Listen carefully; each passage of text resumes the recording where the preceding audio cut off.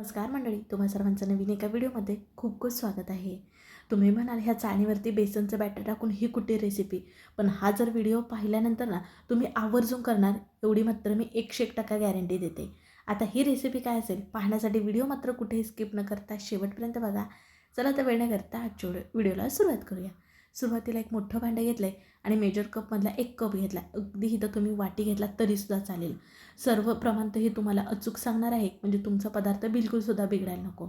आता इथं साधंच आपलं जे पाणी असतं ना ते घेतलेलं आहे 1.5 कप इतकं. तर बघा आपल्या घरामध्ये असा पोहे खाण्याचा चमचा तर असतोच. त्या चमच्याने ना आपण इथं साखर घेणार आहोत 4 चमचे. अगदी पिठी साखर करून घेतला तरीसुद्धा चालेल आणि अगदी तशीच साखर टाकला तरीसुद्धा चालेल. आपल्याला ह्याच्यामध्ये घालायचं तेल. तर बघा साखर 4 चमचे घातले ना तर त्याच चमच्याने 4 चमचे इतकं तेल घालायचं आहे. तर इथं जे मी सर्व साहित्याचं प्रमाण सांगते ना ते डिस्क्रिप्शन बॉक्समध्ये देणारच आहे बरं का, पाहायला विसरू नका. आता याच्यामध्ये घालायचं चवीनुसार मीठ, साधारण अर्धा चमच इतकं. नंतर इथं घातलेलं आहे लिंबू सत्व, ह्याला सॅट्रिक ॲसिडसुद्धा म्हणतात. तर पाव चमच इतकंच घालायचं. हे आंबट असतं बरं का. आता हे नसेल तर काय वापरायचं पुढं सांगतेस तुम्हाला. पाव चमच इतकी हळद वापरलेली आहे. अगदी हळद कमी वापरायची बरं का. ह्याचं सुद्धा कारण तुम्हाला पुढे सांगते. आता सर्व हे मिसळून घ्यायचं आहे, म्हणजे जी साखर वापरली ती पूर्णपणे विरघळली जाईल आणि सर्वांचा एकजीव होईल बघा. आता ह्याच्यामध्ये घालायचं आपल्याला बेसनचं पीठ. तर इथं ज्या कपने आपण पाणी मोजून घेतलं बघा त्याच कपने बेसन पीठ मोजून घेतलेलं आहे. 2 कप इतकं बेसनचं पीठ घेणार आहे. बेसनचं पीठ चाळून घ्यायचं आहे आपल्याला बरं का. सुरुवातीला 1 कप इतकं बेसनचं पीठ चाळून घेतलं आणि पुन्हा राहिलेलं 1 कप हे सुद्धा पीठ चाळून घेणार आहे बरं का. गुठळ्या होतात ना म्हणून आपल्याला चाळून घ्यायचं आहे बरं का. तुम्हाला बघा आत्तापर्यंत आपण कुठली रेसिपी करत आहोत हे नव्हतं सांगितलं, पण थोडक्यात अंदाज तर आलाच असेल. तर आज आपण ना छान मऊ लुसलुशीत खमण ढोकळा करत आहोत बरं का. ह्याच्या अगोदर आपण चणा डाळीचा ढोकळा केला होता किंवा मी वेगवेगळ्या प्रकारचे ढोकळ्यांचे व्हिडिओ तर तुमच्यासोबत शेअर केलेलेच आहेत. आज एकदम साधा सोपा मिक्सरचा जरासुद्धा वापर न करता ढोकळा करत आहोत. बघा बेसन पीठ चाळून झालं की पुन्हा ना मिक्सरने घेऊन सर्वांचा छान असा एकजीव करून घ्यायचा, फेटून घ्यायचा आहे. बघा ह्याच्यामध्ये बिलकुलसुद्धा गुठळ्या राहिलेल्या नाहीत. छान बॅटर झालेलं आहे बघा. 1.5 कप पाणी घेतलं होतं कारण आपण पुढे 2 कप बेसनचं पीठ वापरणार होतं ना म्हणून. आता आपल्याला काय करायचं आहे, ह्याच्यावरती झाकण ठेवून आपण हे बाजूला ठेवणार आहोत. एक 10 मिनटं हे पीठ भिजत ठेवायचं बरं का, म्हणजे ढोकळा छानच मऊ होतं. 10 मिनटानंतर बघा कढईमध्ये पाणी ठेवून इथं मी लिंबूची फोड टाकले आणि हे पाणी ना उकळायला ठेवलं आहे. ह्याच्यावरती झाकण ठेवायचं, गॅस हा मध्यम ठेवूया. आपल्याला हे तयारी अगोदरच करून घ्यायची आहे बरं का. आज जो ढोकळा करत आहे तो मी ह्या चाळणीमध्ये करत आहे. ही पीठ चाळायची चाळण आहे बघा. तुमच्याकडे जर असा डबा असेल ना जो की आपला कुकरमधला असतो, शिवाय जर खालून असा सपाट असलेलं पातेलं असेल स्टीलचं, ते वापरला तरीसुद्धा चालेल. आपल्या घरोघरी सगळ्यांच्या घरामध्ये असते ती म्हणजे ही स्टीलची आपली चाळण पीठ चाळण्यासाठी बघा. मग ना तुम्ही कुठलंच साहित्य न वापरता हे चाळणीचा वापर करून ढोकळा करू शकता, तोही अगदी परफेक्ट. आता चाळणीच्या आकाराचं नाही तर मी सिल्वर पेपर छान प्रकारे कापून ना अशा प्रकारे आतमध्ये घालून घेतला आहे. अगदी तुम्ही इथं बटर पेपरचा वापर केलात ना तरीसुद्धा चालेल, किंवा जर तुमच्याकडे कोरं पान असेल ना व्हायचं त्याला दोन्ही बाजूने तेल तूप लावून घ्या, तो इथं ह्या चाळणीच्या आकाराचा कापून घेतला तरीसुद्धा चालेल. तेलाने मी हलकंसं ग्रीस करून घेतलं आहे, अगदी नाही करून घेतला तरीसुद्धा चालेल. आता ही चाळण बाजूला ठेवूयात. आणखीन एक तयारी करून घ्यायची. तुम्ही म्हणाल ह्याला कपडा बांधून हे काय करते, तर आपण ढोकळा ज्यावेळेस शिजायला ठेवणार त्याच्यावेळेस झाकण ठेवणार ना त्याच्यावेळेस हे मी झाकण ठेवणार आहे. म्हणून इथं कॉटनचा रुमाल बांधून घेतला, जेणेकरून वाफेमुळे ना भांड्यावर पाणी होतं आणि ढोकळ्यावर पडून ना ढोकळा ओलसर होतो, म्हणून कपडा बांधायचा बरं का. आता हे सुद्धा बाजूला ठेवूयात. ढोकळ्याचं बॅटर बघा अगदी छान 10 मिनिटानंतर भिजलेलं आहे बघा. आता आपल्याला ह्याच्यामध्ये घालायचं आहे बेकिंग पावडर. तर अर्धा चमच इतका बेकिंग पावडर घातला आहे बघा, आणि पाव चमच इतका बेकिंग सोडा. जर तुमच्याकडे बेकिंग सोडा बेकिंग पावडर नसेल तर तुम्ही इथं अर्धा चमच इनो वापरलात तरीसुद्धा चालेल. आता फटाफट आपल्याला मिसळून घ्यायचं आहे. आपल्याला जरासुद्धा वेळ वाया न घालवता लगेच ढोकळा करायला घ्यायचा आहे बरं का. अगोदरच सगळ्या पूर्वतयारी करून घ्यायच्या आहेत, कारण ह्याच्यामध्ये बेकिंग सोडा बेकिंग पावडर वापरले, सोडा इनो ॲक्टिव्ह आहे ना तोपर्यंत लगेच आपल्याला ढोकळा करायला घ्यायचा आहे बघा. चाळीमध्ये अगोदरच आपण हा पेपर घातलेला, त्याला तेल ग्रीस केलं होतं, लगेच त्याच्यामध्ये बॅटर घालायचं आहे, थोडंसं टॅप करून घ्यायचं आणि पाणी बघा कढईमध्ये अगोदरच उकळायला ठेवलं होतं त्याच्यामध्ये नाही तर मी स्टँड घालत आहे आणि ही चाळण नेऊन ठेवायची आपल्याला.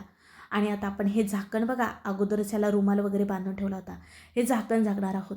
गॅस मध्यम ठेवायचा आणि एक 10 ते 12 मिनटानंतर आपण पाहणार आहोत बरं का. आता बघा बरोबर 12 मिनटं झालीत आणि इथं मी झाकण काढत आहे. वा बघू शकता ढोकळा अगदी छान फुलून वर आला आहे बघा. बागी अशी सुरी घालून बघायची बघा, सुरी क्लीन आली की नाही म्हणजे हा ढोकळा तयार झाला आहे समजायचा. जरा जरी सुरी ओलसर जरी आली ना टोकाला तर आणखी 2 ते 3 मिनटं ढोकळा शिजवून घेतला तरीसुद्धा चालेल. वा, अगदी रंग छान आला आहे बघा. आता हा ढोकळा आपण इथे खाली काढून घेऊयात. थंड झाल्यानंतरच वेगळा करून घेणार आहोत. आणि ह्याच्यावरती जो कपडा बांधलेला होता तो काढला आणि बघा आतमध्ये किती वाफेचं पाणी सुटलं आहे. हेच पाणी का नाही आपल्या ढोकळ्यावरती पडून ढोकळा ओला होतं. पण बिलकुलसुद्धा पाणी पडलेलं नाही, त्याच्यामुळे ढोकळा आपला कोरडा आहे. ही सुद्धा महत्त्वाची टिप्स आहे. आणि हा बघा जो कपडा झाकला होता तो ओलसर झाला आहे बघा. आता हा ढोकळा थंड होतोय तोपर्यंत आपण ढोकळ्यावरती घालण्यासाठी ना एक फोडणी तयार करून घेऊयात. ते म्हणजे बघा 1 पळी इतकं तेल कढईमध्ये घातलं, तेल गरम झालं की अर्धा चमच मोहरी, अर्धा चमच जिरे घातलेत, त्याचबरोबर अर्धा चमच इतके तीळ घातलेत, त्याचबरोबर काही कढीपत्त्याचे पानं घातलेत, 2 हिरवी मिरची मधीतनं कट करून घातले आणि छान प्रकारे फोडणी ही आपल्याला परतून घ्यायची आहे. आपण बेसन पीठचा वापर केला का नाही ढोकळ्यासाठी, त्याच्यामुळे इथं हिंग वापरायचं आहे थोडंसंच, एकदम पाव चमचला कमी. छान प्रकारे फोडणी तडतडली की आता आपल्याला याच्यामध्ये पाणी घालायचं आहे. तुम्हाला कितपत ढोकळ्यावरती पाणी घालायचं आहे त्याच्यानुसार इथं पाणी वापरू शकता. तर इथं मी 1 कप इतकं पाणी वापरलेलं आहे. चवीनुसार थोडंसंच मीठ घालायचं. त्याचबरोबर 3 चमचे इतकी साखर घेतलेली आहे, कारण जितकं गोड पाणी असेल तितका ढोकळा खायला छान लागतो बरं का. आणि थोडंसंच लिंबू सत्व घातलेलं आहे, जास्त घालायचं नाही कारण ते खूप आंबट असतं. अगदी थोडंसं लिंबूचा रस पिळात तरीसुद्धा चालेल. वरनं बारीक चिरलेली कोथिंबीर घातलेली आहे आणि सर्व छान प्रकारे आता मिसळून हे पाणी थोडंसं आटायला हवं इतपत आपल्याला शिजवून घ्यायचं आहे बरं का. म्हणजे ह्याची चव ना छान आणखीन वाढते बरं का. आता बघा अगोदरपेक्षा हे पाणी तुम्हाला कमी झालेलं दिसत असेल. छान 2 मिनटं शिजवून घेतले. आता गॅस बंद करून ही कढई खाली काढून ठेवायची आहे. म्हणजे हे जे फोडणीचं पाणी आहे ना ते थंड होईल. तोपर्यंत ढोकळा बघा आपला ना थंड झाला आहे. आता आपण हा वेगळा करून घेऊयात. तुम्हाला बघा सांगितलं होतं हळद थोडीच घालायची, कारण पुढे आपण बेकिंग सोडा, बेकिंग पावडर वापरणार आहोत. बेकिंग सोडा आणि हळद जर एकत्र आले तर ना ढोकळ्याच्या वरती लाल रंगाचे स्पॅचेस येतात बघा.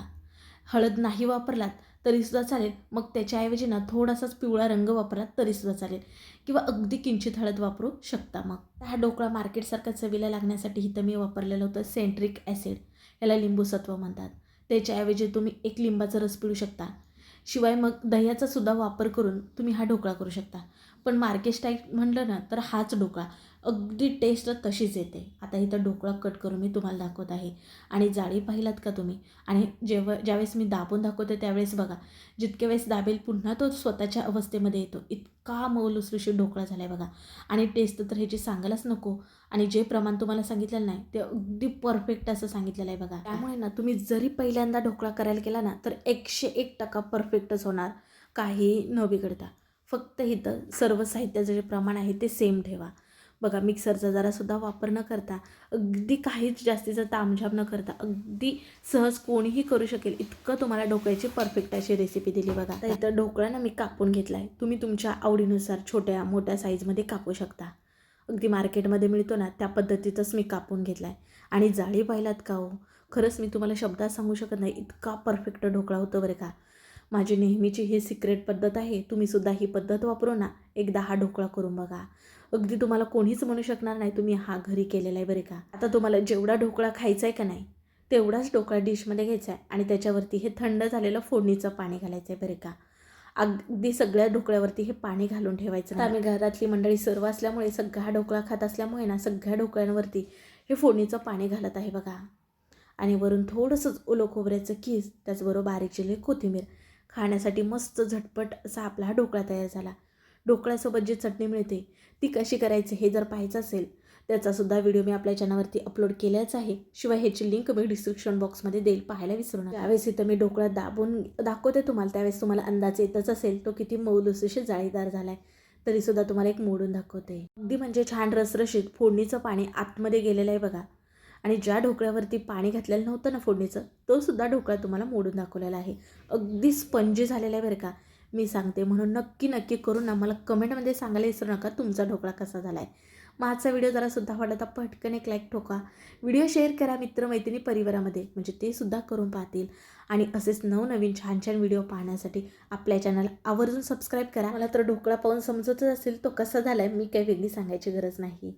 मी आशा करते की आजचा व्हिडिओ मनापासून आवडला असेल. चला मग पुन्हा भेटू नवीन रेसिपीमध्ये.